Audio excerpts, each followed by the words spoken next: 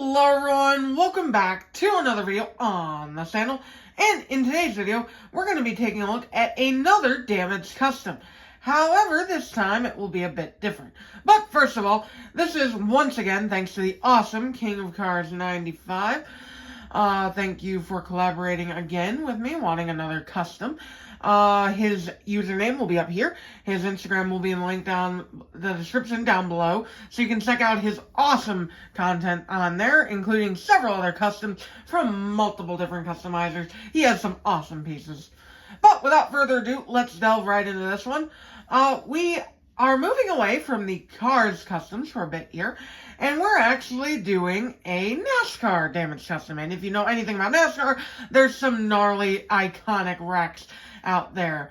A lot of them, there's a lot. But there's one that kind of sticks out in recent memory, and it was produced as a diecast, but we decided that we weren't satisfied with that one. The quote from Andy Zankowak, I hope I'm pronouncing that correctly, if not, oops. In an ARCA race from 2024 comes to mind. "I'm not lifting until I see God or the checkered flag." Now this happened 2 years before that, but it fits perfectly. We're looking at a custom of Chastain's Melon from the 2022 at Martinsville playoff race. Now, thankfully, the playoffs are a bygone era, but this was perhaps the greatest thing it ever produced. Now, again, you're asking yourself, well, why did you guys opt to do this one? They already produced this one, and they produced it pretty decently, might I add. Yes, they did. They did 3 times, as a matter of fact. They did the original Gold Series release, which is what I have in my personal collection here. They did the Authentics release, and then they did the Authentics release again in a Best of 2023 wave. However, it's kind of lacking, let's be real. Of course, we're not expecting premiere quality from our 1/64th scale diecast. But, having all of this be decals on the produced release kind of takes away the charm, You rub your finger over it and it's completely clean. And also, what's with the tires? So, that is what I focused on for this. We did actual paint transfer, as well as some scrapes. Light scrapes, nothing serious. I mean, he didn't, crash or head on into a wall or anything like with the front. But, so, the scrapes are very minor, but they are there, and you can feel them as I rub my thumb across, and that's what kind of brings out the extra detail. Plus, with the tires, I just scraped off all the lettering because, well, he rolled the wall. I'm honestly, this baffles me the most because they scraped the lettering off of a random Haley Deegan Authentic because they didn't get the correct tires on it, but they didn't bother with this one. It's kind of crazy. But, yeah, I decided, I wasn't satisfied with just doing that. It looks good, of course, but, I love to go above and beyond with my stuff. So, first things first, I brought in a display case. I had a spare acrylic case lying around, so I used some scrap materials to make a little diorama.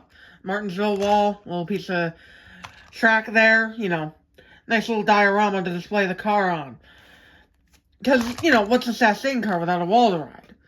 And, I was satisfied with how it looks compared to the Gold Series here, where it's got, a lot more scrapes and even some more paint transfer, because I was surprised they didn't do the paint transfer over here on the rear wheel well, on the produced one. That was something that kind of bothered me. I was looking at the reference photos, and I'm like, you guys didn't get that. I mean, they got pretty much everything else spot on, but minus a little bit of paint here and there, but, But like I said, I added the scrapes. You can kind of see it on camera. They're not very deep, so they don't sew up thoroughly, but you can kind of see it in relation to the original. Like, right there, you can kind of see one. But it's more evident if you feel it. So, as I was saying, I wasn't as satisfied with this as I should have been. So, I, again, went and decided to paint some things. Since this was the Authentics release, I painted the window net black, by drilling out the car and painting the window net. And I also painted the interior dashboard. I did not paint the actual interior because the gray, as far as I know, is more accurate to the interior color. But the dashboard is supposed to be black. So I painted it black, the steering wheel black, and I painted the little details here. with my paint pen. I painted some silver and I painted the red up there. So that leaves me fully satisfied with this piece. It has truly trounced the produced version in all aspects, and also, just to mention real quick, the Authentics had the yellow banner, the Gold Series had the standard black banner. I'm not sure how Lionel screwed that up, but they did, they did correct their mistake here. So, that is why the discrepancy in the banner. I did not change that. But yeah, overall, this was definitely a fun undertaking.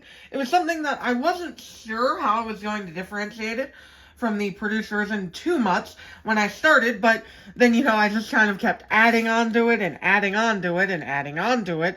And yeah, it's in a spot where I can safely say this is leaps and bounds above the actual, diecast. And I'm super satisfied. He's super satisfied. We're all super satisfied. Hopefully y'all enjoy it as well.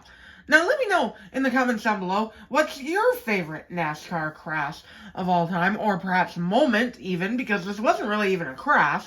And please don't say anything morbid in the comments. Please keep it to PG crashes, everybody. Yeah, maybe go with moment then.